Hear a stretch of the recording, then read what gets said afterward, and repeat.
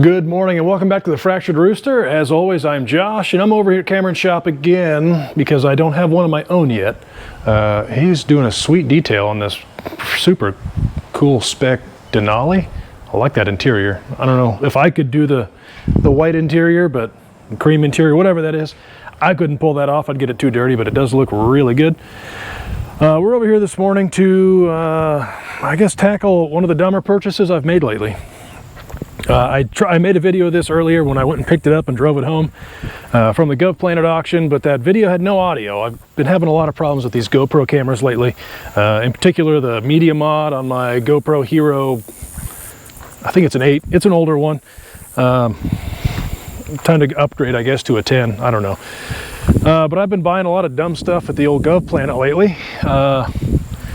Here's the latest purchases. And today, we're going to be messing with this old Freightliner I bought. It's a 2000 FL70 with a 7-liter Cat 3216 single axle. I think it's got a 24,000 pound rating on the axle. I think the truck's got a total GVWR of like 34,000 pounds. It's not in bad shape. It was owned by Pepsi, so they kept it up pretty good. Everything seems to work. I drove it home from Kansas City here to Wichita, which is about a 2-hour drive, and didn't really have any problems other than I got the life beat out of me. The bags were cranked all the way up, you know, for towing a trailer, and it was like driving with no suspension. It beat the life out of me. But I bought this old truck because I wanted to start hauling some heavier stuff. I've reached the limit of my 3/4 ton Dodge, and I thought I'd be able to find a nice trailer, you know, a 40-foot trailer or something, to start hauling some containers and maybe some crap around the farm or to and from the farm. We do harvest, and the guy that harvests for me has asked if I would mind driving a grain bin or a grain truck for him to haul stuff during harvest, and I thought, well, if I had my own truck, that'd be a lot easier. It's an 02. It's got low miles for a big truck. I say big truck. It's technically a medium duty truck. It's got 106,000 miles on it, 4,900 hours. About the only option that it's got is cruise control. It does not have AC. It doesn't have any power windows, or I think it's got heated mirrors. That would be another option. But that's really it. It's a very base model truck. Again, it was owned by Pepsi, so they were just delivering, you know, 2 liters, as you can see here. They would just do local deliveries with this likely, so they never needed anything big. I bought it cheap, and the plan was to use it at the farm, but this house is costing me more money than I anticipated, so I thought today we'd clean this thing up, and maybe we could see if I could maybe get it listed locally and get it sold, because I don't know that I need this thing. I accidentally purchased it. That sounds ridiculous, but they had 4 or 5, 6 of these up for sale at one time, all within a couple, like 20 minutes of each other. And the first 3 or so went for $7,000 or $8,000. And then it came down to the last 2, which were these older 99 and 2000 Freightliners, and they were hovering at like 25, 3,000. And I thought, well, that seems really cheap. So I threw a $100 bid. I think it was at 3,200, 3,300. And I was like, we'll go 3,400 and see what happens. And it said, congratulations. I was like, oh no. Okay, well, surely somebody will come back and snipe me at the last second. That never happened, so I ended up buying this truck for, it was under $4,000. I think it was between $3,300 and $3,600 bucks. With auction fees and tax, I think I'm into this truck for a little over $4,000, which seems like a great deal. It's a lot of truck, a lot of engine, a lot of towing capacity for $4,000. And I wouldn't have bought it if it had, you know, more miles. And again, those other ones had like 350,000 miles, and they sold for $7,000 or $8,000. But the newer trucks, they just have more power. This one I think only has 285 or maybe 300 horsepower. It's not great. It's basically like a 3rd gen Cummins truck, but you have massive brakes, massive tires, massive suspension, so you can tow, you know, twice the weight you can with a 1-ton dually, and safer, much safer. So anyway, that's the backstory on this truck. That's how I came upon it. And now I am ready to punt this thing because I need the cash for the house. So I'm over here at Cameron's today. We're going to clean out the inside. We're going to degrease the engine because it does have, you know, grease all over it. It's been used as a truck. No, they didn't really keep it clean. They kept it up and maintained. So I know the truck doesn't really need anything. Like I said, I drove it 2 hours home without any problems. Cruise worked just fine. Everything in the truck works as it should. But yeah, I just don't need it. Unfortunately, this was a dream, I guess, to be an over-road trucker. But it's not going to happen, at least not right now. So, I got the keys in my pocket. It has been a couple of months since I have driven this thing. Let's make sure that it's going to start before we get too excited here. Is that the wrong key? Must have been. Oh, it's got ABS. I didn't know that. I hear things clicking down there.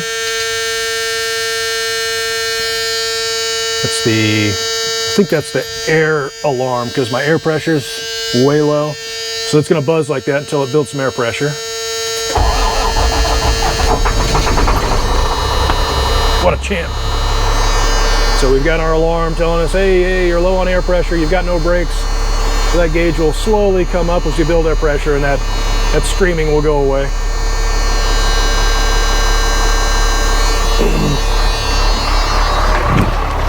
Oh, no smoking out here. It's a great running truck. It really was a great deal.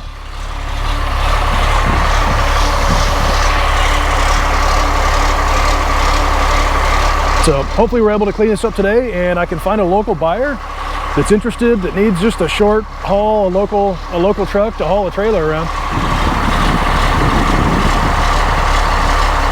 The problem with that sale is I'm not really sure what these are worth. Like I said, I do have $4,000 in it. I'm hoping to maybe get twice that out of it. But yeah, we'll pull a bunch of stickers off of it today, clean it up. You know, like this, we'll take that stuff out of the window. Just clean it up as best we can to make it usable for somebody else.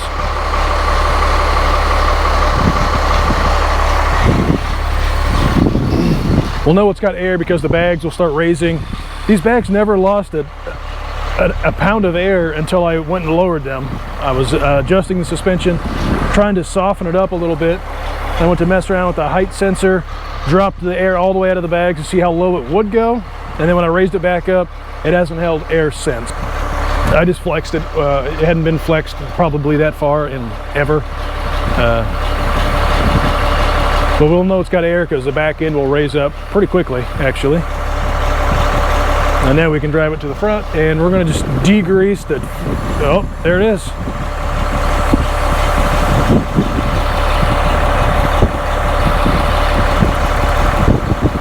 All right, now we got air in the bags. We can drive it safely, and we should have trailer brakes also if we had one hooked up.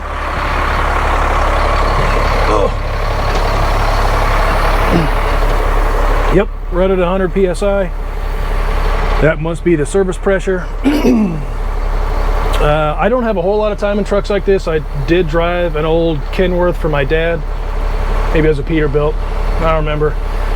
It was a bigger truck, a heavy duty truck. It actually had a 16 speed or something and a sleeper on the back. I drove a Rogator ground rig for my old man for a summer or so, and we had to transport it, from the shop to the fields. That was fun as a 19-year-old kid, running over 100,000 pounds up and down the highway for a summer. I never got my CDL. I just worked with the instructional permit.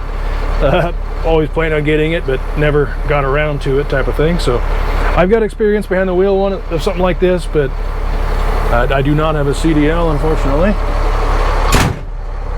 I was hoping to get one with this truck, but maybe at a later date.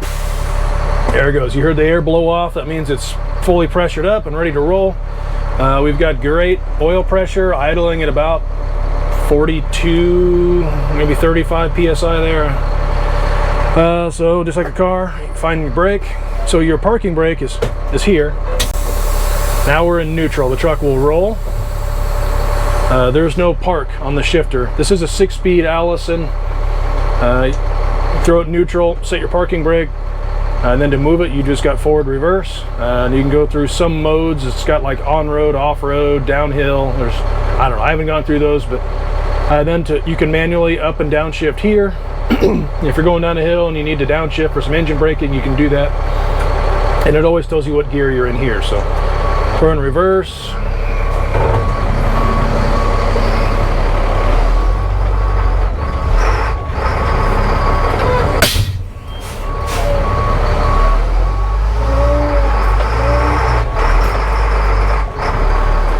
What is going on here? There we go. The brakes were a little sticky. All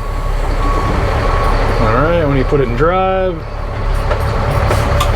I don't know why it's telling me 6. I think it should be telling me 1. And as you go through the gears, I thought it counted up, but I guess not.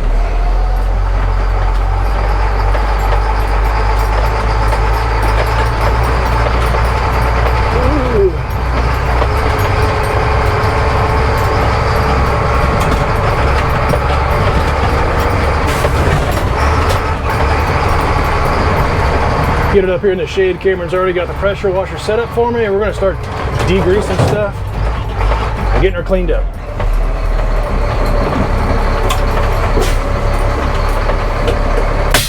Set park brake, find neutral. That's how you shut her down. First things first, let's get under the hood and start the degreasing process before this engine gets too warm. All right, wish me luck.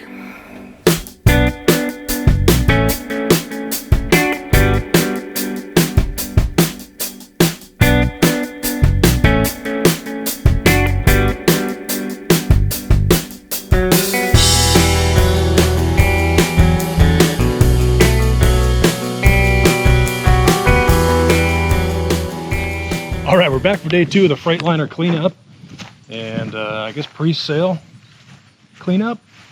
Looks like Bush Light Man was here last night.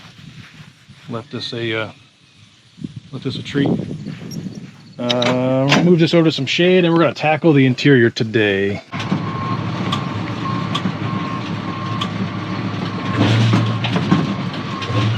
Brakes are a little sensitive when there's no trailer on there. I like the ashtray they put in here, like, oh, it's even full of cigarette butts. Gross. It takes a man to open them. I'll make a man out of you.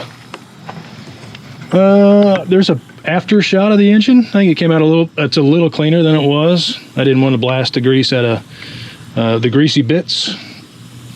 We'll have to re-grease a lot of stuff in here just to make sure it doesn't have any water stuck in it. But it came up quite a bit cleaner. It does have the old Cat 3216. I think it's rated for 250 horse, 400 and something foot-pounds of torque, maybe 500, I'm not sure. But it's a heavy-duty engine designed to run for hundreds of thousands of miles. I know that horsepower rating doesn't seem like a whole lot. You're like, well, 250 horsepower, that's ridiculous. But they weren't really made for horsepower. It's not a daily driver truck. These things were made to run 500,000 miles before they got to come out and get worked on. And you can't find that in a Power Stroke or a Cummins.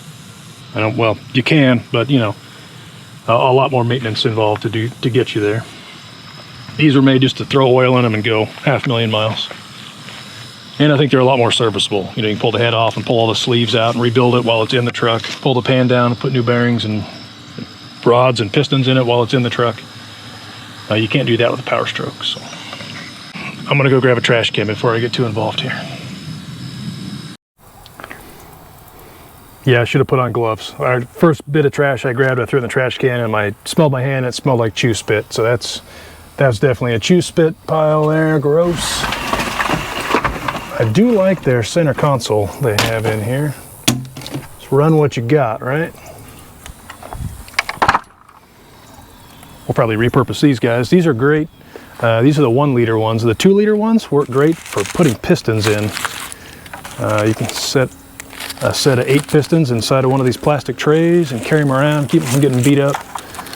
Unfortunately, these are the 1 liter bottles. So I guess maybe if you're working on you got a little Honda or some type of import. Ooh, and that opened up a whole new pile of trash. I don't want to get my hand in there because I know what that is. I'm gonna go get a dustpan and a broom. The Bushman just keeps on giving. Got me a broom and a dustpan here. Get this trash out of here.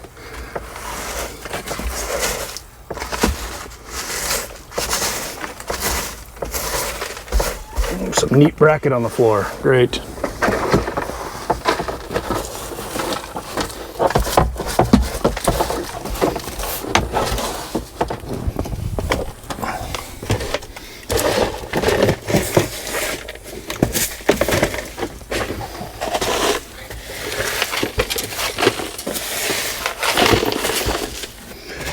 Buy a semi truck. That's super cheap. You can make money on that. You should just jump on it.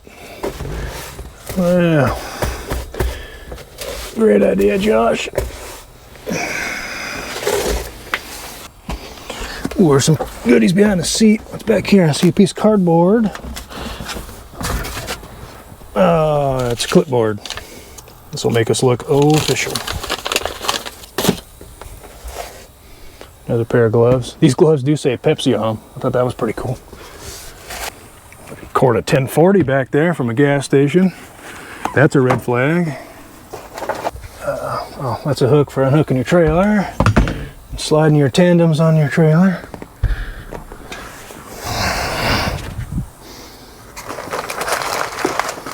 Lots more trash. Ugh, this whole truck just smells like sweat.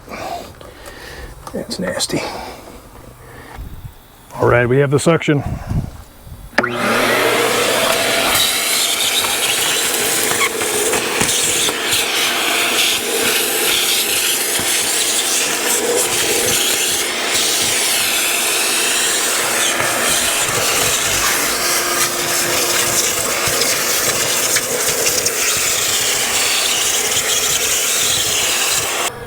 Okay, I'm gonna do this for another hour and see when I'm done. All right, so the interior's fairly cleaned out and I'm just transferred the dirt to me, I think. Now I'm gonna get in here with some, I don't even know what this is, some F-bomb, whatever the heck that is. Cameron hooked me up with that. I'm gonna get in here and just soak down the floor, let it start soaking, wipe down these door panels and the seats and the dash and the visors and pretty much the entire interior. And I'm gonna have to chisel, I think, a lot of this crap off the floor, unfortunately. But we'll figure that out. This is the never the fun part.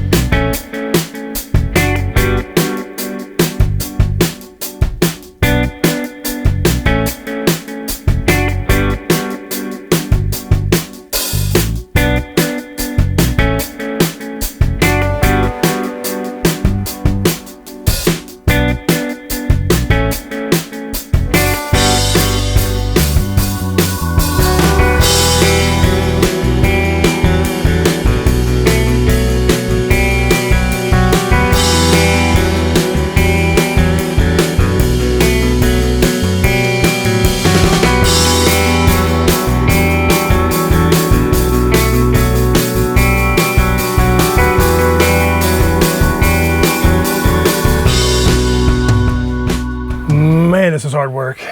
I've got the headliner done, the visor's done, the door panel's done, both of them.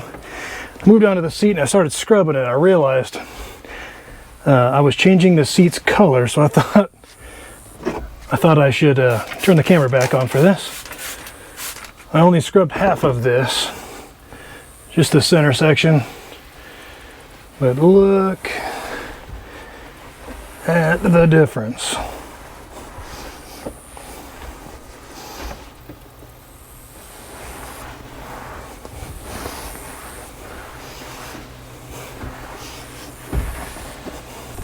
Yeah, that's disgusting. I was rolling around in here and I kept smelling like just funky sweat, like gym room sweat. And I said, it's got to be these seats. Why didn't I start there? I'm an idiot. I'm an idiot. Yeah, should have started there. Well, I've got to capture the obligatory, I'm a Facebook, Instagram detailer shop. Wait, there's not enough foam. We need more suds. Look at me, I'm a detailer. I'm a detailer.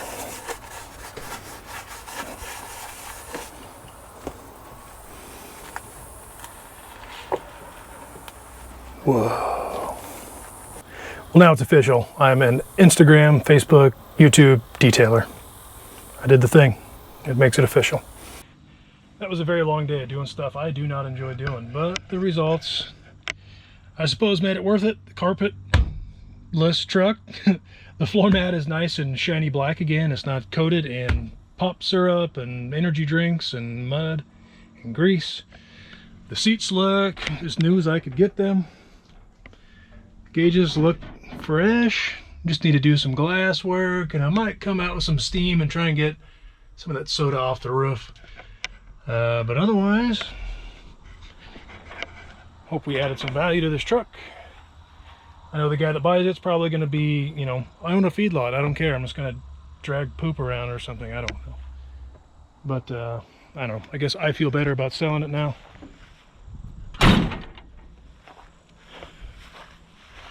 So, I hope the next time you guys see this truck, or hear about this truck, tell me that it's sold, and I was able to buy siding, or roofing, or insulation, or something with the money. Because that's what we're doing. We're having fire sales to get rid of lots of stuff to buy stuff for the house. And this is next. I got a couple $1,000s worth of stuff waiting to go on this, and it will be hopefully started next week, and we can get that gone by the end of the month. Take this oil off the hood, because spoiler alert, we're going to be painting it. Cool. Oh, forgot the keys. That's what I came out here for. And to roll the windows up.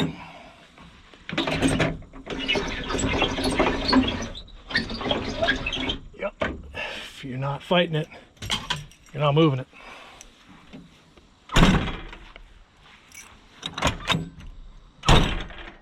All right, well, thanks for watching. The big rig content.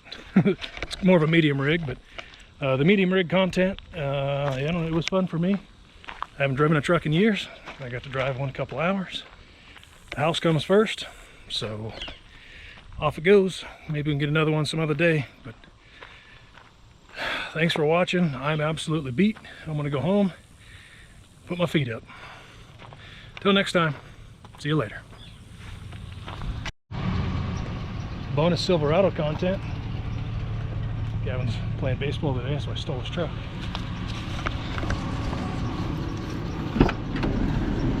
Oh well. And yes, I am running some seat covers. I'm gonna mess up his new truck.